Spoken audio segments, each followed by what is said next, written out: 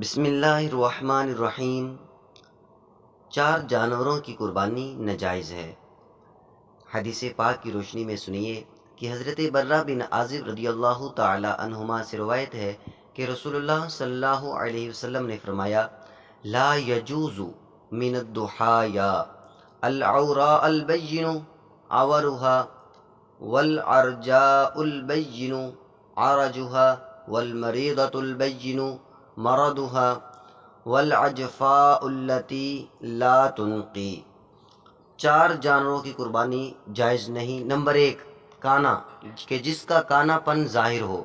Number 2 لنگڑا، کہ جس کا لنگڑا پن ظاہر ہو۔ اور نمبر 3 بیمار، کہ جس کی بیماری ظاہر ہو۔